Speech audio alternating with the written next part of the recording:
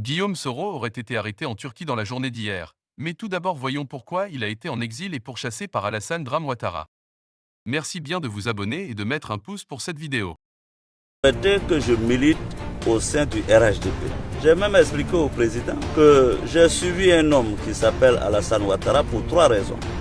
La première, c'est parce que l'émotion de l'ivoirité, l'homme de gauche que je suis, n'a jamais admis qu'on ségrègue ou qu'on discrimine les citoyens. La deuxième raison, c'est qu'il a vécu aux États-Unis depuis l'âge de 20 ans, comme il dit.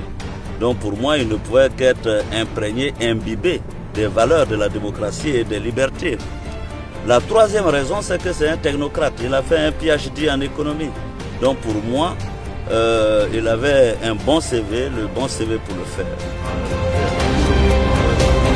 Monsieur le Président de l'Assemblée nationale. Il m'a dit, alors le congrès était très important et que si je ne me rendais pas au congrès, il serait contraint de me demander de rendre ma démission. Ce que j'ai acquiescé, sans hésitation d'ailleurs. Le 24 janvier, à nouveau le président me convoque. Il me demande à savoir si j'avais changé d'idée. Je lui ai dit non, monsieur le président, c'était tout réfléchi, je ne suis pas RHDP et que je ne comptais pas me rendre au congrès. Le président m'a dit bon, dans ces conditions, il faut que je rende ma démission. Je lui ai dit d'accord. Il ne restait que nous puissions nous mettre d'accord sur une date de démission.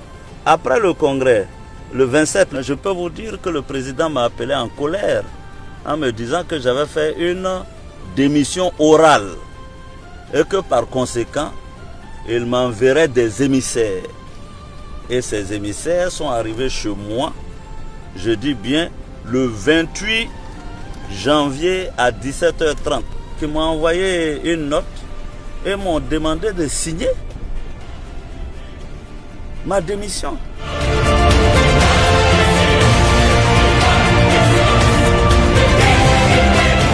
D'autant plus que selon eux, j'avais fait une démission orale. Je leur ai dit, mais si j'ai fait une démission orale, je ne suis plus votre interlocuteur.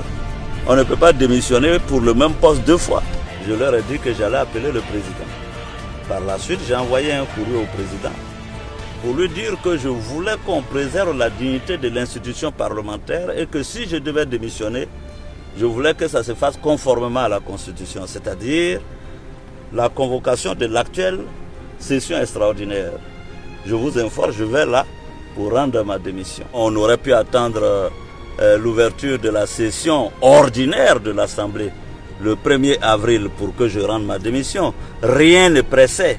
Après tout ce que je viens de vous dire, si ce n'est pas de l'harcèlement, on peut parler d'insistance. Pour contribuer à aider les enquêteurs à conclure ce dossier.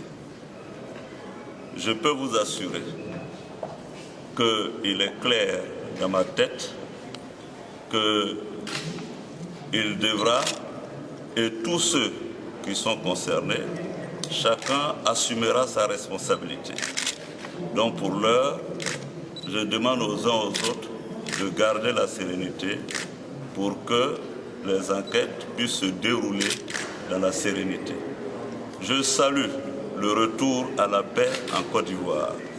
Je pense que c'est important que le pays retrouve la sérénité et le calme.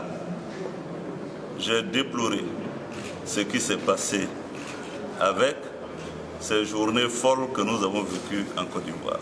Contribuer à faire avancer l'enquête, Guillaume Soro met donc son collaborateur à la disposition des enquêteurs afin que toute la lumière soit faite. Aux dernières nouvelles, Guillaume Soro aurait été aperçu en direction du Mali ou Burkina. Mettez dans les commentaires vos avis concernant cette chasse à l'homme. N'oubliez encore une fois de vous abonner et d'aimer cette vidéo pour plus d'actualités.